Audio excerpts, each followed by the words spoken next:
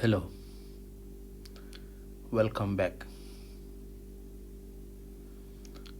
Let us write a note on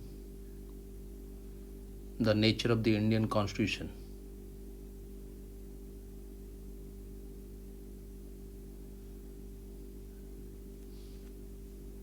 A question may be asked in the exam.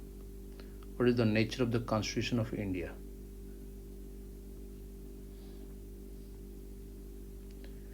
Is it federal or unitary, or you can say quasi-federal? Constitution are divided into two categories, federal and unitary.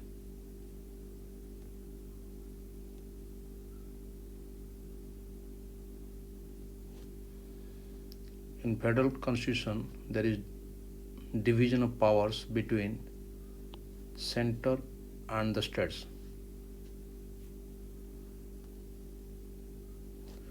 Characteristics of federal constitution. First one, distribution of powers.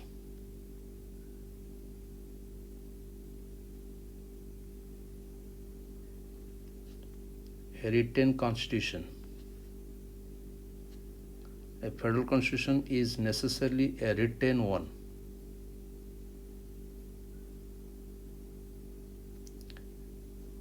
Supremacy of the constitution.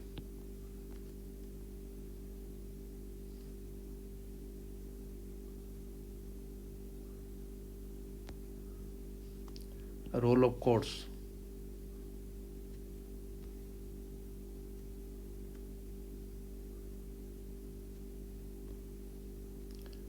It's a rigid constitution. Why? Usually amending procedure of constitution is rigid. Amendment can be done by special procedure laid down by the constitution.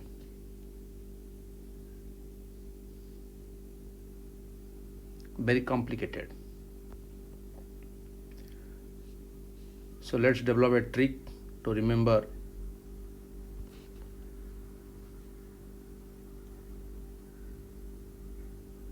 the federal nature of the constitution. Dish with soup, roll, rice. Dish means distribution of powers. With means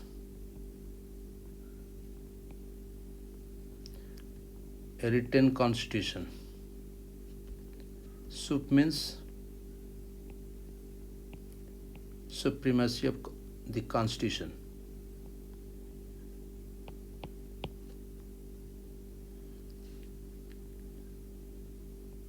Role means role of courts.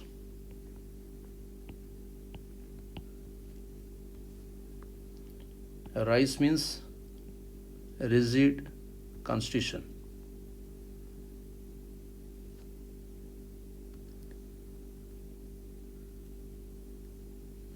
Indian Constitution is the supreme law of the country.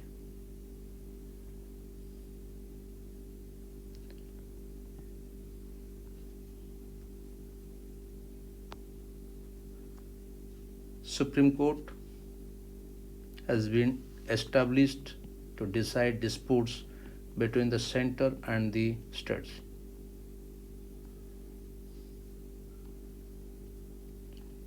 From above, it is clear that the Indian Constitution is truly federal. But in certain situations, the center interferes in the state matters.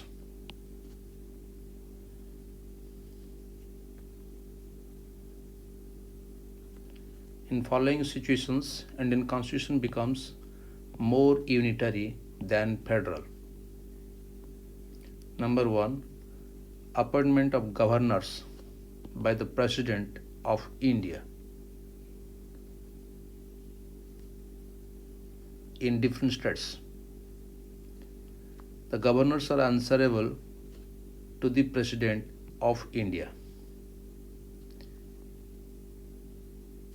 Governor may be regarded as a link between union and state.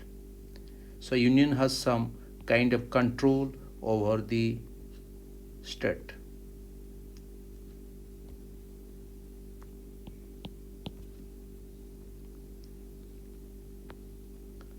Parliament's power of legislation on state list. Parliament's power of legislation on state list in national interest. Parliament is empowered with Article 249 to do so. Parliament's power to form new states. Article 3 empowers the Parliament to form new states, to increase or diminish the area of any state, and alter the boundary or name of any state.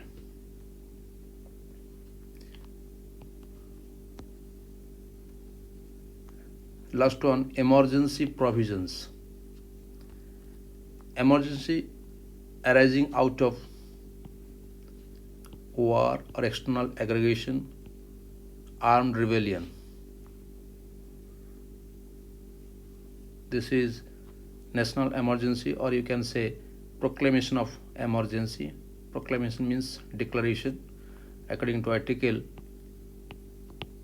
352. Emergency can be due to failure of the constituent. Emergency arising out of the constitutional machinery in the state. This is according to Article 356. You can say this is state emergency or President's rule. Then financial emergency.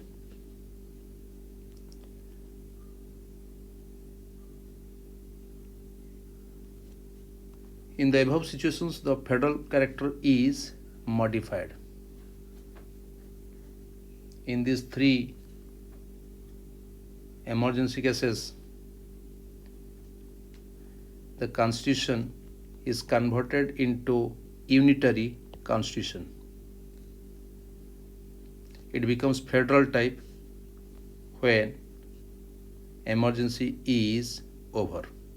So it becomes federal again when emergency is over. Here the trick is golne. Geo means appointment of governors. LE means legislation. You see, number one point is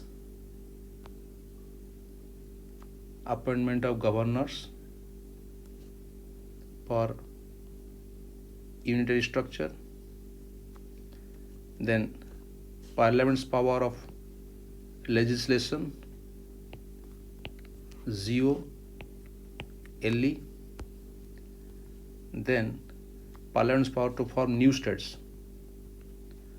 So I can write Geo, LE, N. Last one, emergency power.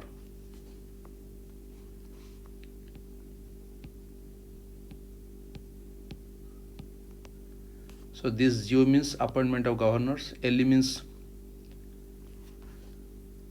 Parliament's power of legislation on state list in national interest. N means formation of new states, that is the power of Parliament. E means emergency provisions. There are three types of emergency: national emergency, state emergency, and financial emergency.